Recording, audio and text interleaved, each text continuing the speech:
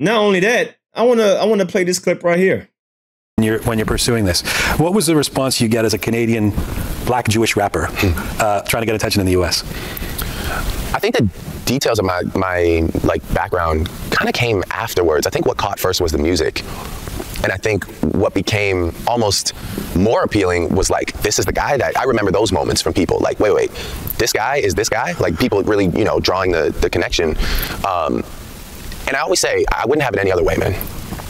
I wouldn't have it any other way because I truly don't know if I'd be here if I didn't have so much to potentially overcome as some people may look at it. I mean, you don't look at it that way. Not really, because you know, I'm from Toronto. I'm from a place where it's a true mosaic. You know, we're to me the most open-minded place you can possibly find yourself. So I don't ever look at it as that. You know, but there are other places that you go where it's just not so. It's not that simple. You know.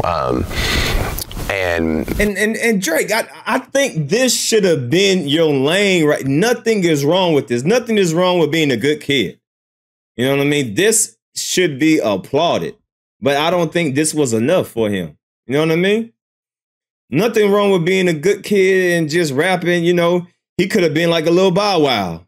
He could have been like a Romeo or something. You know, you ain't got to be gangster to be a rapper. You know, so this should have been your lane right here. Just rap about what, you know, women, girls and stuff like that. Like there's nothing wrong with being a good kid. Nothing wrong with that. You know what I mean? Just because you black don't mean you need to be a gangster. Just because you black don't mean you need to sell drugs. Just because you black don't mean you got to gangbang. Nothing is wrong with being normal, right? There's absolutely nothing wrong with being just a regular person and just rapping about what you want to rap about. Yeah, like Will Smith, you know what I mean? Fresh Prince. Nothing wrong with that. You can just be a rapidy rapper. But why this gangbanging stuff, man? You wasn't born from that. Your people wasn't into that. You're like, you just didn't need it. So I'm just trying to understand, Drake, what's going on, man? There's nothing wrong with this person right here. You are well-spoken, well-mannered. You know how to talk. You know how to articulate yourself. Nothing's wrong with this. Nothing's wrong with it. We like Drake with the melodies. Damn, Drake, why you fucked up and had to be goddamn mob boss, man? Nothing's wrong with being regular, Drake. Damn. I'm sure you was at more peace right here than what you're doing now. Now you gotta look behind your back. Now niggas is shooting your house up. Now Drake is probably more paranoid than ever.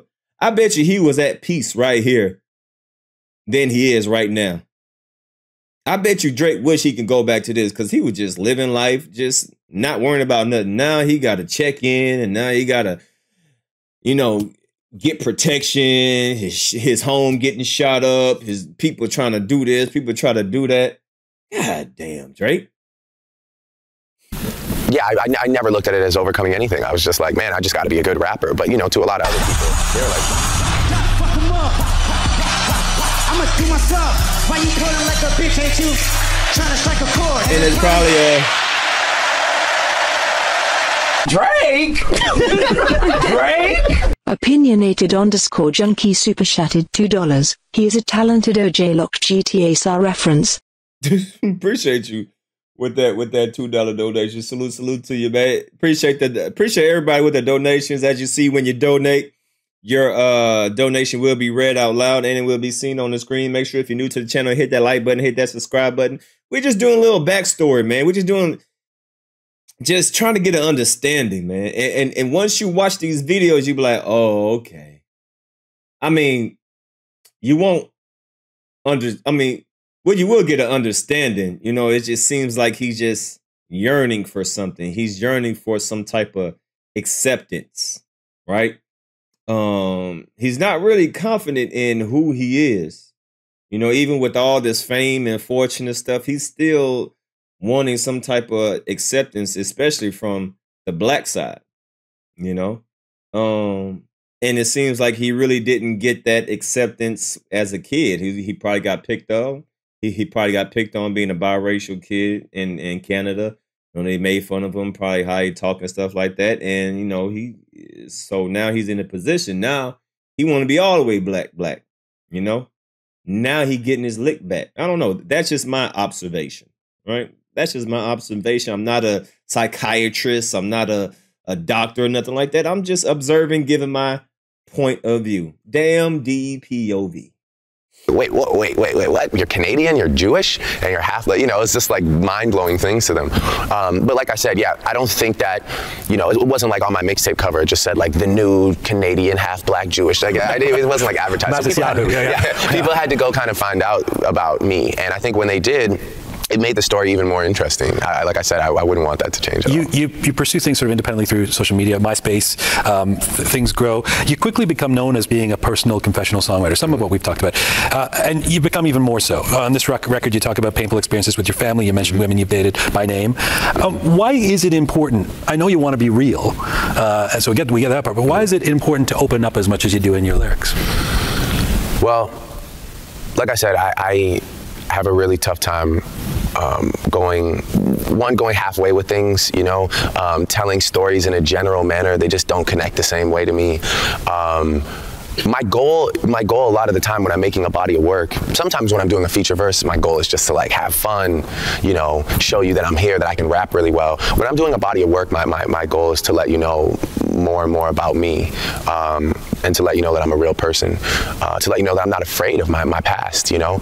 And I've said this, and I don't want to be repetitive, but there is something to be said for the fact that I get to wake up every day and I don't have to think about anything. I just get to go and be myself. I don't have to remember to do this or dress like this or put on this accent, or, you know, I just get to wake up and be myself. Dude, this didn't age well, because you got many accents now. Wow, this didn't age well. Because it seemed like every day you picking up a new accent. This didn't age well, did it? God damn. Woof. My have times changed. Well, you have many accents now. Now you're trying to figure out which one you want to be for the day. Wow, this interview didn't age well. So, wow, that's interesting. So not only that, let's dig into a little bit about, you know, his upbringing and him still being bullied as an adult. It seemed like he was bullied. I wouldn't say bullied. Well, I don't know, but maybe bullied, teased, made fun of when he was a kid, being, you know, half black, half white. And I'm still standing on this, right? Me personally, I'm not saying everybody. Everybody can have their own beliefs.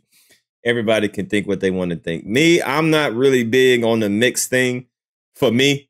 You know what I mean? Drake being mixed don't really mean nothing to me. You know what I mean? I got mixed people in my family, so I'll be a hypocrite if I'm like, oh, Drake, you ain't black, you know, because you're mixed. I got mixed people in my family, and they black to me, right? So being mixed to me is not a big deal. How some people, you know, some people it is, you know what I mean? Some people, nah, Drake, you mixed, you ain't black, you ain't all the way black. I mean, hey, y'all can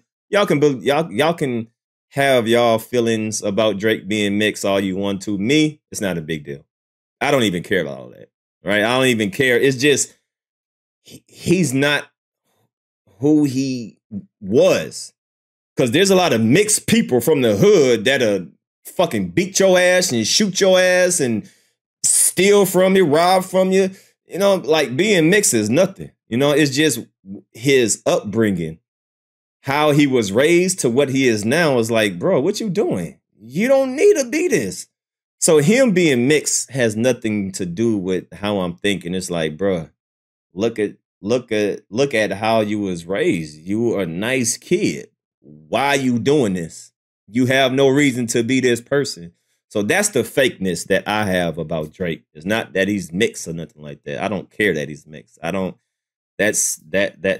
doesn't make me think less of him, because I got mixed people in my family and they black to me. All right. If you got 1 ounce of black, you black to me. Right. But it's just like, why?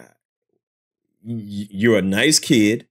You was raised in a nice home, nice area. Why all of a sudden you a mobster now? It's like, you don't need to be that.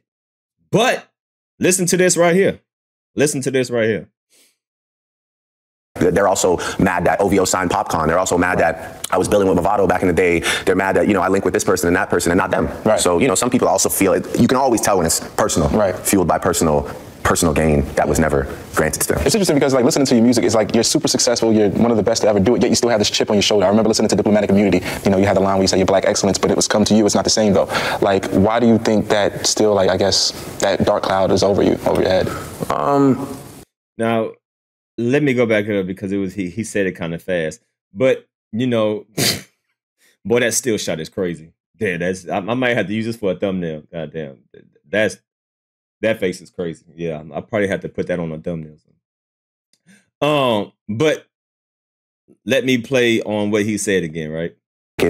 Music is whack, you know, but it's like they're also mad that OVO signed Popcorn. They're also mad that I was building with Movado back in the day. They're mad that, you know, I link with this person and that person and not them. Right. So, you know, some people also feel it. You can always tell when it's personal, right, fueled by personal gain that was never granted to them. It's interesting because like listening to your music is like you're super successful, you're one of the best to ever do it, yet you still have this chip on your shoulder. I remember listening to Diplomatic Immunity, you know, you had the line where you say you're black excellence, but it was come to you, it's not the same though.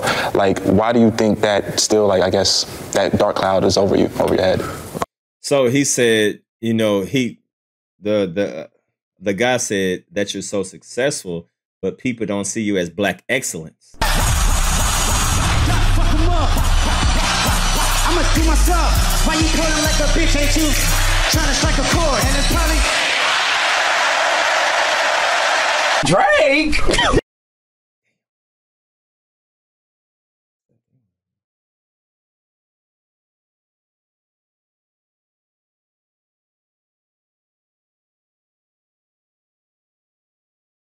Bitcoin crypto. I am share super chatted $5. Drake is follower and pedo in real life. Damn. Sheesh. Appreciate that $5 donation. Woo.